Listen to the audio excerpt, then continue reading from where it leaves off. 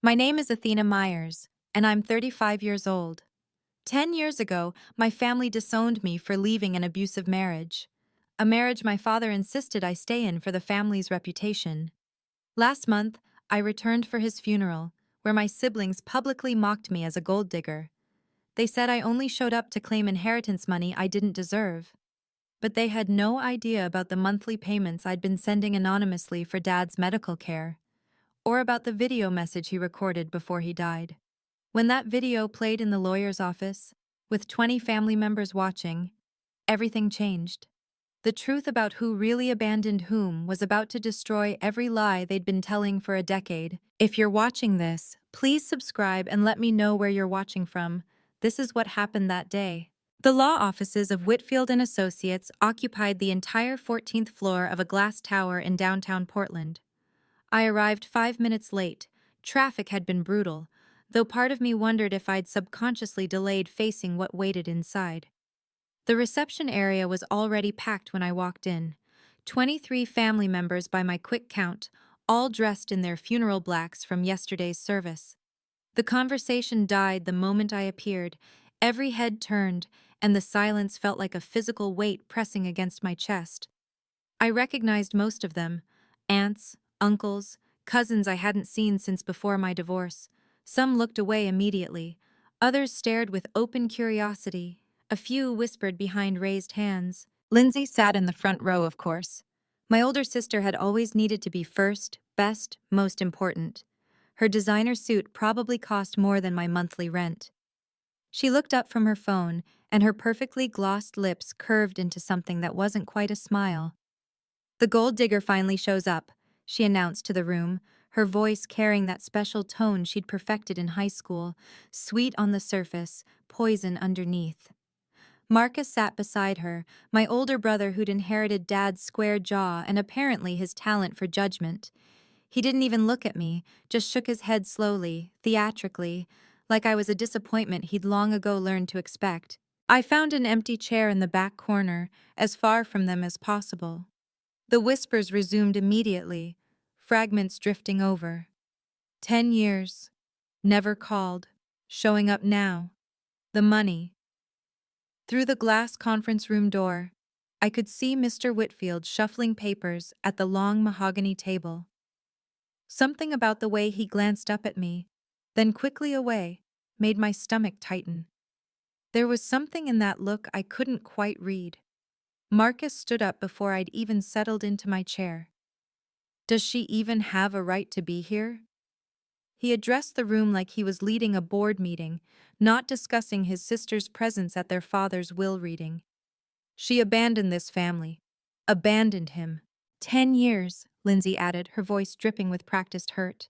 10 years without a single visit, not one birthday card, not even when the doctor said he might not make it through the surgery. Aunt Carol nodded vigorously from her seat. "Poor Robert. He used to ask about you, Athena, in the beginning." I kept my eyes fixed on a spot on the wall, counting my breaths. 1, 2, 3. Don't react. Don't give them the satisfaction. "She's probably in debt," Lindsay stage whispered to Cousin Beth. "Single mothers usually are. Bet she heard about the estate value and suddenly remembered she had a father." "I'm here because he was my father, nothing more." The words came out steady, controlled. I'd practiced them in the car, knowing I'd need them. Marcus laughed, sharp and bitter. "Father? You don't get to call him that. Not after what you did." The conference room door opened, and James Whitfield stepped out. He was younger than I'd expected, maybe mid-50s, with silver at his temples, and the kind of presence that commanded attention without raising his voice. "If everyone could please take their seats in the conference room." His eyes swept the room, pausing briefly on me. Again that look, like he knew something the rest of us didn't. "We have specific procedures to follow today, per Mr. Myers' explicit instructions." As everyone filed toward the conference room, I stayed seated, letting them go first. I didn't need another confrontation in the doorway. But as I finally stood to follow, Mr. Whitfield caught my eye and nodded slightly, almost imperceptibly, almost like reassurance. Sitting in that conference room, surrounded by family who'd become strangers, my mind drifted to the day everything changed. 10 years ago, almost to the month. I'd finally worked up the courage to leave Derek. The bruises on my ribs hidden beneath a cardigan as I stood in my parents' living room, begging for support. If you leave him, don't come back. Dad's words had been final, absolute. Marriage is sacred. You don't run when things get difficult. What will people think? Mom had stood behind him, silent, her hands wringing a dish towel. She'd seen the signs. I know she had. But reputation mattered more than her daughter's safety. The first year after leaving was the hardest. Caleb was barely 2 months old when I walked out with just a diaper bag and my purse. No job, no savings, no family. I slept on a friend's couch for 3 months while I found work. First one waitressing job, then two. 14-hour days with a baby strapped to my chest during the lunch shift at a diner that looked the other way. Not one call from my family. Not one text asking if we were okay, if we had food, if my baby had what he needed.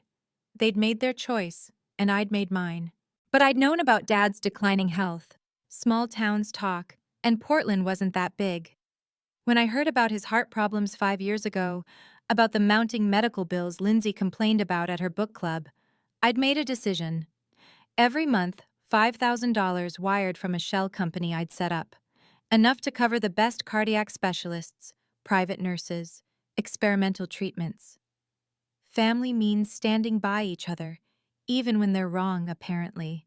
I'd whispered to myself each time I authorized the transfer, watching my own account drain while Caleb and I ate ramen for the third night in a row. The conference room had exactly 25 chairs. I knew because I counted them while everyone filed in, claiming their spots like territory. Not one person shifted to make room for me at the main table. I ended up against the wall, balancing a legal pad on my knee.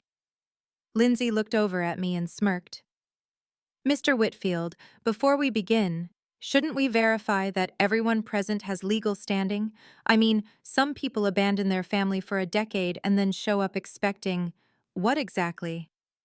I can provide documentation of her legal status if needed, Mr. Whitfield replied calmly, organizing his papers. Though I assure you, everyone here has been specifically included in the proceedings. Single mother struggles, Marcus muttered, loud enough for everyone to hear. Probably can't even afford a lawyer if she wanted to contest anything. Aunt Carol leaned over to her daughter. Poor life choices tend to compound, don't they? First the divorce, then cutting off family, and now… She gestured vaguely in my direction. I kept my expression neutral, but inside, something shifted. They thought I was nothing, weak, desperate, beaten down by a decade of single motherhood and minimum wage survival. They had no idea about the promotion I'd earned last year, the small business I'd started on the side, the college fund I'd managed to build for Caleb despite everything. Let them think what they wanted. I'd learned long ago that being underestimated was sometimes an advantage. Mr. Whitfield cleared his throat. Before we proceed with the reading of the will, there are some procedural matters we need to address. He pulled out a sealed envelope and, surprisingly, a USB drive.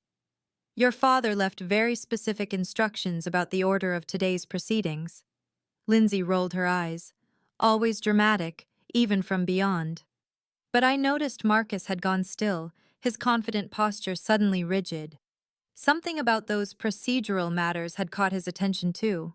Can you imagine being mocked by your own family at your father's funeral? Being called a gold digger when you haven't asked for a single penny? If you've ever been misunderstood or judged unfairly by family, you'll understand what I felt in that moment. But sometimes, the truth has a way of surfacing when you least expect it. If this story resonates with you, please hit that like button and share your thoughts in the comments. Have you ever had family completely misjudge your intentions? Let me know below. Now, let me tell you what was really at stake that day. Sitting there, surrounded by hostile faces, I realized exactly what my silence would cost me. It wasn't about money. It never had been. But if I let their version of events stand, if I walked out without saying anything, the narrative would be set in stone. Athena, the daughter who abandoned her dying father for a decade, then showed up with her hand out when he was gone. That story would follow me, follow Caleb. He'd grow up hearing whispers at family gatherings he'd never be invited to. Your mother only cared about money. She left Grandpa to die alone. She's the reason the family split apart. I'd spent 10 years rebuilding my life, my reputation, my sense of self after the divorce. Built a career, friendships, a community that knew me as someone reliable, caring, trustworthy. But family stories have a way of spreading, especially in Portland's surprisingly small professional circles. Lindsay worked in real estate, Marcus in banking. Between them, they knew half the business community. If they wanted to poison my reputation, they could. And looking at their faces, I knew they would. But if I defended myself now, if I protested or argued, I'd look exactly like what they claimed: desperate, grasping, guilty. It was a trap with no good exit. Mr. Whitfield opened his leather portfolio and pulled out several documents, but he also placed that USB drive prominently on the table, right next to an envelope with Dad's handwriting on it. My heart stuttered. I recognized that handwriting, even from across the room. "Before we read the will," Mr. Whitfield said, checking his watch, "there's something else. Something your father insisted must come first." Lindsay crossed her arms. "Just get on with it. Some of us have actual responsibilities to get back to." But Mr. Whitfield was already standing, moving toward the flat screen mounted on the wall. "Before we proceed," Mr. Whitfield said, "you should all understand the scope of what we're discussing today. Mr. Myers's estate is more substantial than you might expect." Lindsay leaned forward, her hostility momentarily replaced by interest. Marcus pulled out his phone, probably opening his calculator app.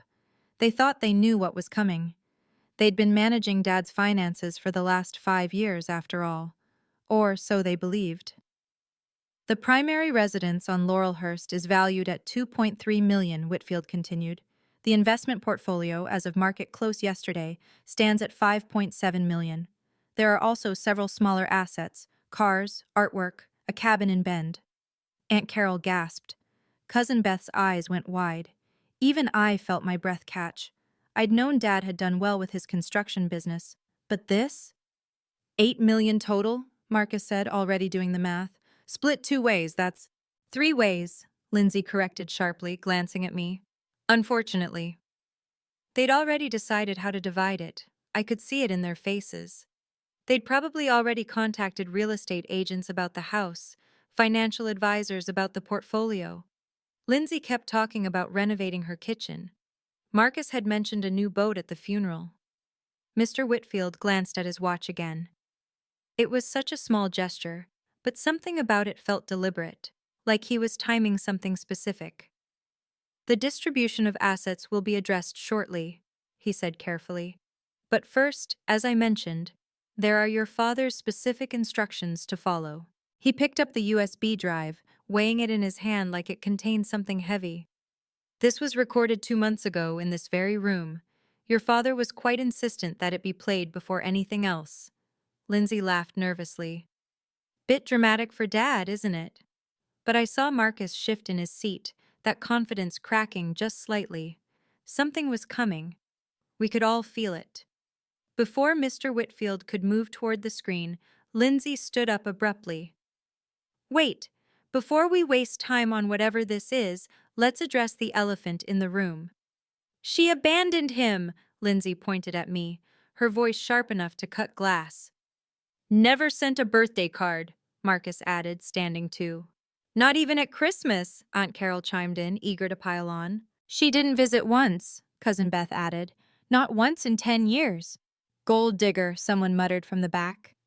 "Check her legal standing," Lindsay demanded, turning to Mr. Whitfield. "She forfeited her rights when she walked away." "Probably needs money," Marcus said. "Single mom, dead-end job." "That's enough." Mr. Whitfield's voice cut through the chaos like a blade. He didn't raise it, didn't shout, but something in his tone made everyone freeze. "We proceed as instructed. Anyone who cannot maintain appropriate decorum will be asked to leave and, according to your father's will, forfeits their inheritance." The room went silent. Lindsay slowly sat down, her face flushed. Marcus remained standing for a moment longer, trying to maintain some dignity, before taking his seat. I hadn't moved, hadn't spoken. My hands were folded in my lap, my breathing steady. I'd learned long ago that sometimes the most powerful response is no response at all. Mr. Whitfield walked to the screen and inserted the USB into the laptop connected to it. Your father was very particular about this process. He left detailed instructions, witnessed and notarized. He pulled out the sealed envelope, holding it up for everyone to see. This contains amendments to his will, to be opened only after you've seen what he recorded. The screen flickered to life. And there he was. Dad. Thinner than I remembered, frailer, but his eyes were clear and focused. My throat tightened. It was the first time I'd seen his face in 10 years. Everyone will remain seated and silent during this video, Mr. Whitfield announced, his tone leaving no room for argument. These are your father's explicit wishes, documented and legally binding. Any interruption, any outburst, will result in immediate removal from these proceedings. Lindsay opened her mouth to protest, but Mr. Whitfield raised his hand. Mrs. Patterson, that includes you, especially you. The formal use of her married name made Lindsay flinch. She wasn't used to being put in her place, especially not in front of family. Your father spent considerable time preparing this message, Whitfield continued. He wanted to ensure everything was done correctly, legally, and most importantly, fairly. He emphasized the last word, his eyes sweeping the room. He was very particular about the process, very particular about the order. Everything that happens today has been carefully orchestrated according to his final wishes. Marcus shifted uncomfortably. This is ridiculous. We don't need some dramatic... Mr. Myers, Whitfield interrupted, would you prefer to forfeit your inheritance now, or would you like to honor your father's last request? The threat landed. Marcus's mouth snapped shut. $8 million was enough to buy anyone's silence, at least temporarily. I noticed several family members pulling out their phones, probably hoping to record whatever was coming. Mr. Whitfield noticed too. Recording devices away, please. This is privileged information. Anyone who violates this directive will face legal action. He waited while phones disappeared into pockets and purses. There's a reason for everything that's about to happen. Your father thought long and hard about this moment, about what needed to be said and who needed to hear it. He moved back to the laptop, his finger hovering over the play button. Some of you may find this difficult to hear, but truth often is. The room held its breath. Even I found myself leaning forward slightly, my heart hammering against my ribs. Mr. Whitfield connected the USB drive to his laptop with deliberate precision, each movement measured and purposeful. The click of the connection seemed to echo in the silent room. He pulled up a video file labeled simply, "For my family, Robert Myers, Final Testament."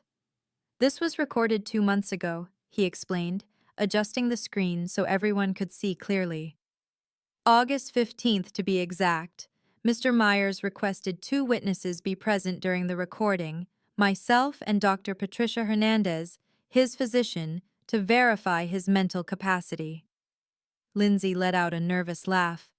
Bit dramatic, don't you think? All this ceremony for what? A thank you speech to his real family? But her voice wavered. Something about the setup, the witnesses, the formal documentation, suggested this was more than a simple farewell message.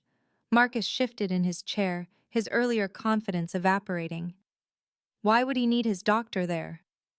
To prevent any challenges to his mental state, Whitfield replied simply. Your father wanted to ensure there could be no questions about his capacity or intentions. I noticed the date on the file, August 15th. My stomach clenched. That was 3 days after I'd sent the largest payment yet, nearly $20,000 for an experimental treatment his insurance wouldn't cover. The timing couldn't be a coincidence. The screen showed a frozen frame of my father, sitting in this very room, at this very table. Even in the still image, I could see how much weight he'd lost, how the illness had carved deep lines into his face. But his eyes were sharp, alert, alive with something I couldn't quite identify. Your father insisted this be played first, Whitfield repeated, his finger hovering over the play button. Before any discussion of assets, before any reading of the will. This message, he said, was the most important thing he would leave behind. Mr. Whitfield held up the sealed envelope, angling it so everyone could see the notary seal, the witnesses' signatures, and most importantly, the date stamp. This envelope contains amendments to Mr. Myers' will, executed 6 weeks before his passing, to be opened only after the video message. We have a right to see that now. Lindsay stood halfway out of her chair. As primary executors, Marcus and I should review any amendments before. You are not executors, Mrs. Patterson. Whitfield's correction was swift and precise. Your father changed that designation as well. Everything will be revealed in due time as he instructed. Lindsay sank back into her seat, her face flushing red. Marcus grabbed her arm, whispering something harsh in her ear. The envelope was thick, official-looking, with confidential, to be opened only in the presence of all beneficiaries, stamped across it in red ink. I could see Dad's signature across the seal, along with 2 other signatures I didn't recognize. After the video, as instructed, Whitfield repeated, placing the envelope prominently on the table where everyone could see it, but no one could reach it. Several family members had their phones out again, despite the earlier warning. Cousin Tom was definitely recording, trying to be subtle about it. Whitfield either didn't notice or chose not to address it yet. The date on the envelope caught my eye again. 6 weeks ago. That was right after I'd set up the private nursing service, the one that cost $8,000 a month but provided round-the-clock care. The one I'd paid for by selling my car and taking on freelance work every weekend. Had someone told him? Had he somehow found out? Everything will make sense soon, Whitfield said, his finger finally pressing play. Your father made sure of that. The screen came to life, and my father began to speak. But before Dad could say more than, "If you're watching this," Lindsay shot to her feet, her control finally snapping completely. "Stop! Just stop!" She whirled on me, her perfectly manicured finger pointing like a weapon. "She doesn't deserve to be here. She doesn't deserve a penny." The room erupted. Mr. Whitfield reached for the pause button, but Lindsay was already in full performance mode, playing to her audience of sympathetic relatives. "I sat by his bedside for months." Her voice cracked with practiced emotion. "Every single night when he was in the ICU. Where were you, Athena? Where were you when he was crying out in pain?" "The medical bills," Marcus added, standing beside his sister in solidarity. "Do you have any idea what we paid, what we sacrificed? I took out a second mortgage." "She wasn't there," Aunt Carol added. "Not for the surgeries, not for the chemo, not for anything." "Probably off with another deadbeat boyfriend," someone muttered. Cousin Tom had his phone up openly now, recording everything. The family drama he'd capture would fuel gossip for years. Lindsay stepped closer to me, her voice dropping to a venomous whisper that still carried across the room. "Where were you when he needed you? When he called out for his baby girl in his delirium? You broke his heart, and now you want his money?" Every eye in the room was on me. 23 faces filled with judgment, disgust, and righteous anger. They'd already tried and convicted me in the court of family opinion. I remained seated, my hands folded, my expression neutral. Inside, my heart was shattering all over again, but I wouldn't give them the satisfaction of seeing it. The screen behind Lindsay was still frozen on Dad's face. And then, without warning, Whitfield hit play. Dad's voice filled the room. "First, I need to apologize to Athena." The room went absolutely still. Lindsay stood frozen mid-gesture, her finger still pointed at me. Marcus's mouth fell open. Every head swiveled from me to the screen, where Dad sat in his final weeks, thin but clear-eyed, his voice steady despite his frailty. "If you're watching this, I'm gone," he continued, "and there are things you need to know. Things I should have said years ago but was too proud, too stubborn, too wrong to admit." Lindsay's arm slowly lowered. She turned toward the screen, her face shifting from rage to confusion. What is this? I failed as a father, Dad said, his image filling the wall-mounted screen. And I need you all to know exactly how. Marcus tried to recover his composure, forcing a confident nod. He's probably thanking us for taking care of him, finally acknowledging who his real family was. But something in Dad's tone, in the deliberate way he'd set this up, suggested otherwise. I could feel the shift in the room's energy, like the moment before lightning strikes. My eyes filled with tears. I couldn't help it. This was the first time I'd seen my father's face in 10 years. Even through the video, even knowing he was gone, seeing him made my chest ache with a grief I'd been holding back since I'd heard he'd died. Athena, Dad said, looking directly into the camera as if he could see me through time and space. My daughter, my baby girl, I failed you in the worst way a father can fail, and I need everyone in this room to know the truth about why you left, what you've done since, and why I'm the one who should be begging for forgiveness, not you. Lindsay stumbled backward into her chair. Marcus gripped the edge of the table, and the family that had been so ready to condemn me fell silent, waiting for what came next. This was the moment everything changed. 20 pairs of eyes turned from the screen to stare at me. My siblings' confident smiles began to falter. Sometimes the truth comes from the most unexpected places, even from beyond the grave. If you've ever had a moment where the tables completely turned on those who wronged you, you know this feeling. Please subscribe if you haven't already, and ring the notification bell so you don't miss what happens next. The revelation that's coming will change everything you thought you knew about family loyalty. Now, let me share what my father revealed in that video. Dad's face on the screen looked directly at the camera, at us, at me. His voice was steady, but I could see the effort each word cost him. I failed Athena when she needed me most, he said. 10 years ago, she came to me for help. She was leaving an abusive marriage. Derek had been hurting her, physically, emotionally, systematically breaking her down. She came to me with bruises on her ribs and fear in her eyes, holding her baby boy, begging for support. Gasps rippled through the room. Aunt Carol's hand flew to her mouth. Even Marcus looked stunned. And what did I do? Dad's voice cracked. I chose reputation over my daughter's safety. I told her that marriage was sacred, that she needed to try harder, that divorce would bring shame on our family. I told her if she left him, she shouldn't come back. Lindsay's face had gone pale. She slowly sank into her chair, her earlier righteousness evaporating. I was wrong, so terribly wrong. Dad paused, collecting himself. She was brave enough to leave anyway, to protect herself and her son. She chose survival over family approval, and I punished her for it.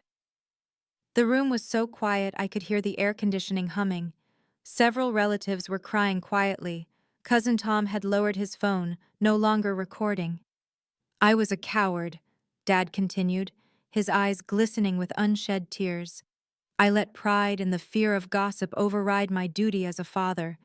While Lindsay and Marcus visited me for show, taking photos for social media, planning what they'd do with their inheritance, Athena. He paused, looking directly into the camera. But Athena never abandoned me despite what I did to her. What I'm about to reveal will shock you. For 8 years, Dad's voice filled the silent room. Someone has been paying my medical bills. Anonymous monthly transfers of $5,000, sometimes more when special treatments were needed. Lindsay's head snapped toward Marcus, confusion clear on her face. He shook his head, equally bewildered.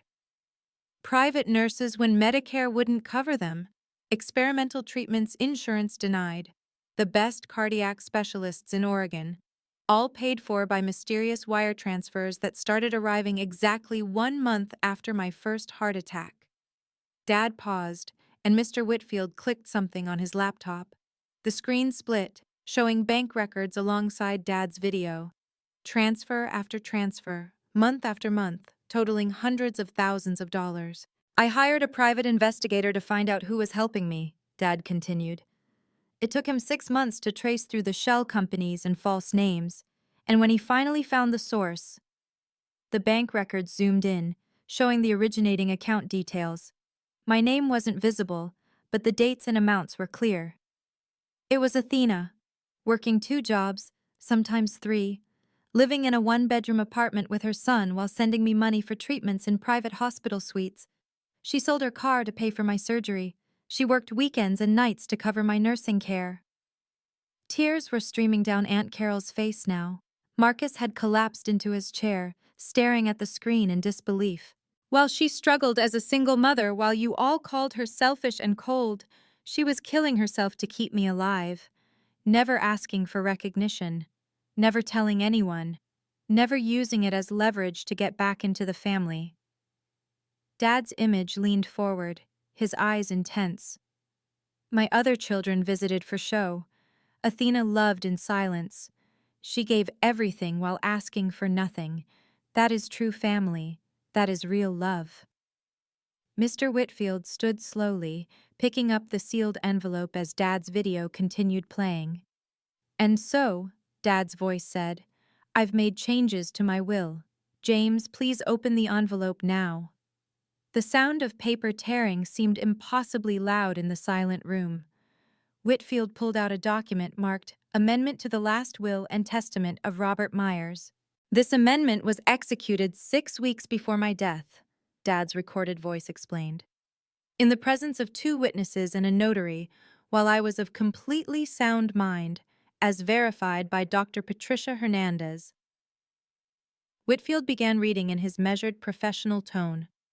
I, Robert Myers, being of sound mind and body, do hereby amend my last will and testament as follows. Lindsay gripped Marcus's arm so tight her knuckles went white.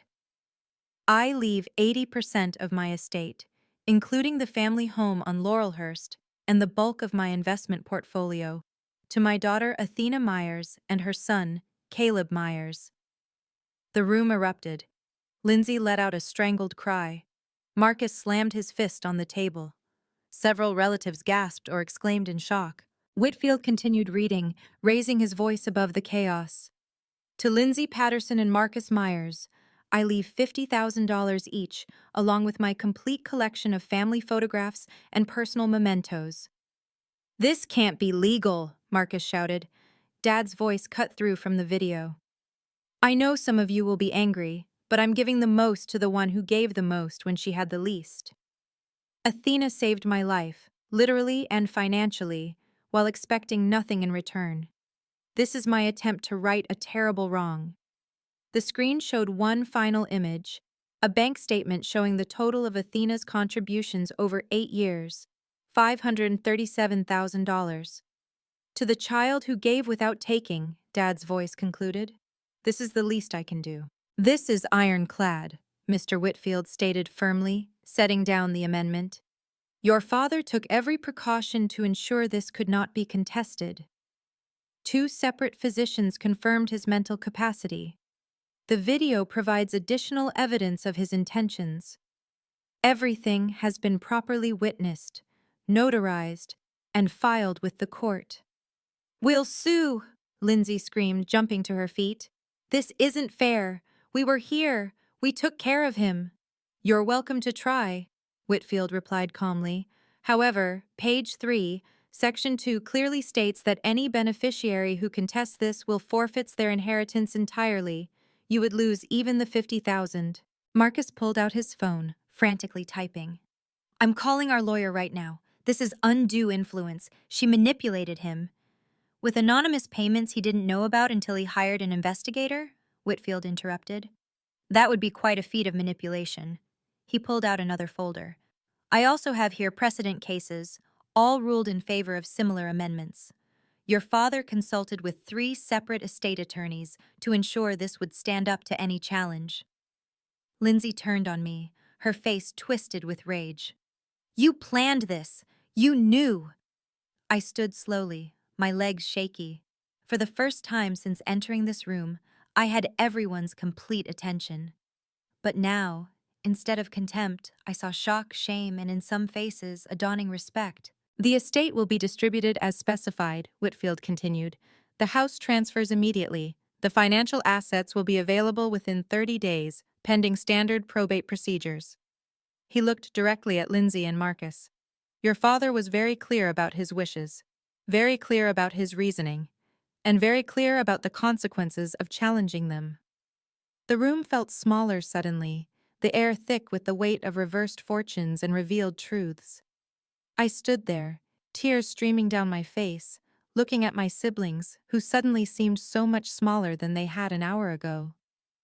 The room waited for me to speak, to gloat, to claim my vindication. But that wasn't who I was. It never had been. I never wanted his money, I said quietly, my voice steady despite the tears. I sent those payments because he was my father. Despite everything, despite the pain and rejection, I loved him. Lindsay's face crumpled. Marcus looked away. Every month when I sent that money, I told myself I was doing it for Caleb, so he could know his grandfather was cared for, even if they never met. I did it because that's what family does. You help, even when it hurts. I turned to face my siblings directly. You can have the money, all of it. I don't want it. Gasps echoed through the room. Even Mr. Whitfield looked surprised. But I'm keeping the house, I continued, my voice growing stronger. Not for me, but for Caleb. He deserves to know where his grandfather lived, to have that connection to his history. He deserves to walk through those rooms and know that despite our broken relationship, there was love there. I paused, looking Lindsay and Marcus directly in the eyes. And you're not welcome there. Either of you. You spent 10 years telling everyone I abandoned this family, while you abandoned basic human decency. The boundary was clear, firm, professional. No hatred, no revenge, just a simple statement of consequence. I forgive you, I said finally. For Caleb's sake and for mine. But forgiveness doesn't mean forgetting. It doesn't mean allowing you back into our lives to cause more harm. The room was silent, processing this unexpected response to an unexpected revelation. The silence that followed my words lasted maybe 10 seconds before the room exploded into motion. Cousin Tom quietly deleted the video from his phone, his face flushed with embarrassment. I saw him pocket the device without meeting anyone's eyes. Aunt Carol was the first to approach me, tears still wet on her cheeks. Athena, I'm so sorry. We never knew. If we had known about Derek, about what you went through. We should have asked, I replied quietly. But it's done now. One by one, relatives approached. Some offered awkward apologies. Others simply squeezed my shoulder or murmured condolences. Uncle Richard, who hadn't spoken once during the entire meeting, stopped beside my chair. You're a better person than all of us, he said simply. Your father would be proud of your grace today. Lindsay grabbed her purse and stormed toward the door, her heels clicking sharply against the floor. She paused at the threshold, turning back to look at me with eyes full of rage, and something else. Maybe regret. Maybe just calculation about what she'd lost. Marcus followed her, but he stopped beside my chair. For a moment, I thought he might apologize. Instead, he said, "This isn't over." "Yes, it is," Mr. Whitfield interjected firmly. "Any harassment or continued challenges will result in legal action." After they left, the room felt lighter somehow. Beth approached hesitantly. "Athena, we never knew about the payments. We believed what they told us." "I know," I said. "That was the point. It was never about recognition." Mr. Whitfield handed me a set of keys, old-fashioned brass ones on a simple ring. "The house is yours, Ms. Myers. Your father would be proud of how you handled this today." The keys felt heavier than they should, weighted with 10 years of pain and redemption. 6 months later, the full consequences of that day had rippled out in ways none of us could have predicted. Lindsay's real estate business had taken a significant hit. Word travels fast in Portland's professional circles, and the story of how she'd treated her abused sister while taking credit for care she didn't provide had spread. She'd lost 3 major clients and 2 business partners. Marcus had applied for a $500,000 business loan to expand his investment firm. The loan was rejected. The bank officer, who happened to be a friend of Mr. Whitfield's, had heard about Marcus's behavior at the will reading. Reputation matters in finance, he'd been told. Meanwhile, I'd renovated Dad's house, our house now, turning it into a real home for the first time in years. Caleb had chosen his grandfather's old study as his bedroom, surrounding himself with the books and photos Dad had left behind.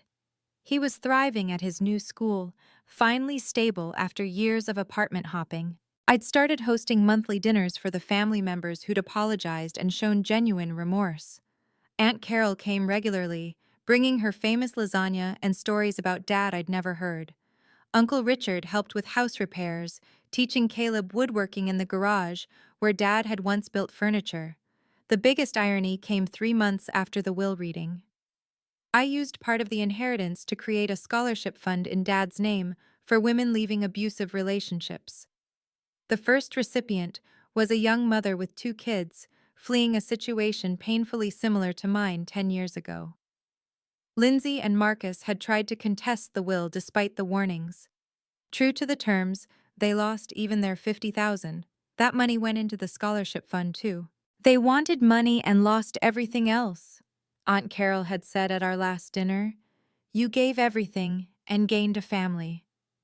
The restraining order became necessary after Lindsay showed up at Caleb's school, trying to convince him I'd stolen his inheritance. The principal called me immediately, and the police were involved. The judge granted a 2-year protection order without hesitation after reviewing the evidence. Marcus took a different approach, spreading rumors in professional circles that I'd manipulated a dying man. But when people learned the full truth, the anonymous payments, the years of sacrifice, his credibility evaporated. His own business partners distanced themselves. I established clear rules for our new life. The family members who were welcome knew the boundaries. No discussing Lindsay or Marcus, no trying to mediate or reconcile, and absolutely no sharing information about our lives with them. Respect or remove became our family motto. Caleb was thriving with the stability. I'd enrolled him in therapy to process not just the family drama, but the years of instability that came before. He was learning about healthy boundaries by watching me enforce them. "Mom, why did Aunt Lindsay lie about you?" he'd asked one evening. "Sometimes people create stories that make them feel better about their choices," I'd explained. "We can't control what others say. We can only control how we respond." The house had become what it never was in my childhood, a sanctuary. I'd removed all the formal furniture, the cold decorations that screamed wealth but whispered loneliness. Now it was filled with comfortable couches, Caleb's art on the walls, and the sound of laughter during our monthly dinners. I'd also returned to therapy myself, working through a decade of trauma and rejection. My therapist helped me see that setting boundaries wasn't cruel. It was necessary for healing. "Family isn't obligatory," she'd said. "It's chosen through actions, maintained through respect, and sometimes protected through distance." Looking back now, I realize that vindication came exactly when I'd stopped looking for it. For 10 years, I'd sent those payments with no expectation of acknowledgement, no hope of reconciliation. I'd simply done what felt right, even when it hurt. The truth has a way of surfacing, though not always how we expect. Dad's video message wasn't just an apology. It was a mirror held up to everyone who'd chosen comfortable lies over uncomfortable truths. Some people looked away from that mirror. Others, like Aunt Carol and Uncle Richard, faced what they saw and chose to change. I taught Caleb the most important lesson through all of this: give without expecting returns, but never allow yourself to be diminished by those who take without gratitude. We volunteered together at the women's shelter now, helping other families rebuild after escaping abuse. The house that had once echoed with judgment and disappointment now hosted birthday parties, study groups, and holiday dinners. But only for those who'd earned their place through respect and genuine care. The family photos on the walls told a new story, not of the family I was born into, but the one I'd chosen and built. Lindsay and Marcus had taught me something valuable too, though not what they'd intended. They showed me that the best revenge isn't revenge at all. It's living well, loving deeply, and maintaining your integrity even when no one's watching. Especially when no one's watching. Your value isn't determined by others' opinions, I tell Caleb often. It's determined by how you treat people when you have nothing to gain. The $8 million didn't change who I was. It just revealed who everyone else had been all along. And in that revelation, I found my freedom. Thank you for listening to my story. If you've ever been the black sheep of your family, or had to walk away from toxic relationships to save yourself, I want you to know you're not alone. Your worth isn't measured by their acceptance. Sometimes the hardest thing and the right thing are the same. What boundaries have you had to set with family? Share your story in the comments below. Let's support each other. And if this story touched you, please share it with someone who needs to hear that choosing yourself isn't selfish, it's necessary. Subscribe for more stories of quiet strength, winning over loud ignorance.